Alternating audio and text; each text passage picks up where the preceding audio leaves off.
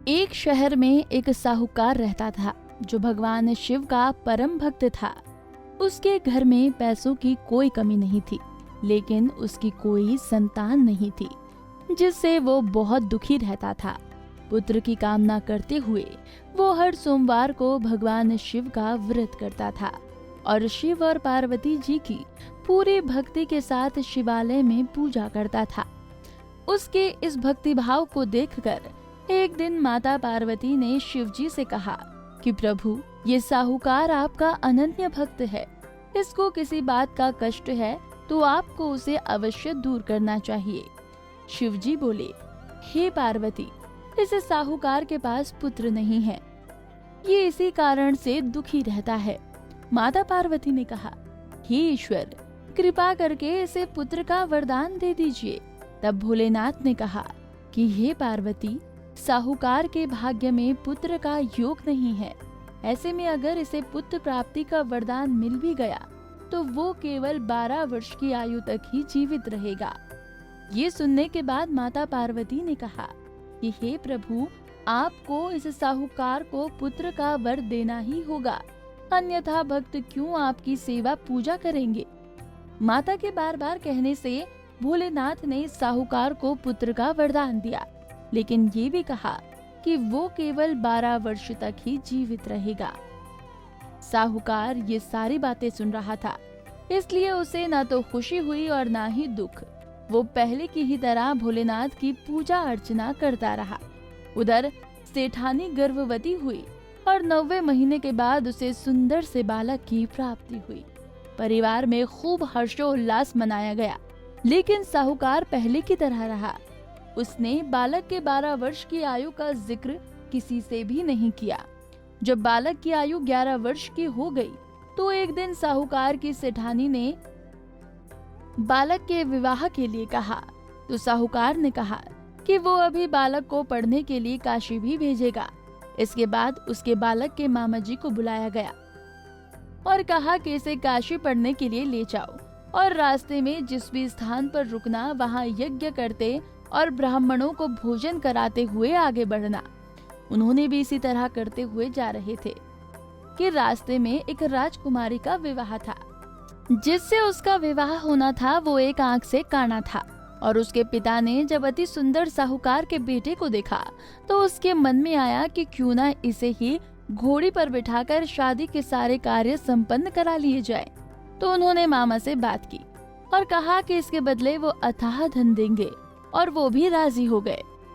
इसके बाद साहूकार का बेटा विवाह की बेदी पर बैठा, और जब विवाह कार्य संपन्न हो गया तो जाने से पहले उसने राजकुमारी की चुनरी के पल्ले पर लिखा कि तेरा विवाह तो मेरे साथ हुआ, लेकिन जिस राजकुमार के साथ भेजेंगे वो तो एक आंख का काना है।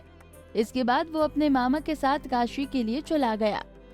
उधर जब राजकुमारी ने अपनी चुनरी पर ये लिखा हुआ पाया तो उसने राजकुमार के साथ जाने से मना कर दिया।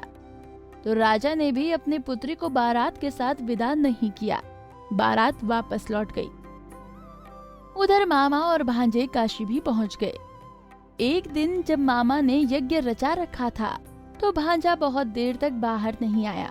तो मामा ने अंदर जाकर देखा तो भांजे के प्राण निकल चुके थे। वो बहुत परेशान हुए, लेकिन सोचा कि अभी रोना पीटना मचाया तो ब्राह्मण चले जाएंगे और यज्ञ का कार्य अधूरा रह जाएगा। जब यज्ञ संपन्न हुआ तो मामा ने रोना पीटना शुरू किया। संयोगवश उसी समय शिव पार्वती उधर से जा रहे थे। तो माता पार्वती ने शिव जी से पूछा कि हे प्रभु, ये कौन रो रहा है। जब शिव जी मृत बालक के समीप गए तो वो उसी साहूकार का पुत्र है, जिसे मैंने 12 वर्ष की आयु का वरदान दिया था।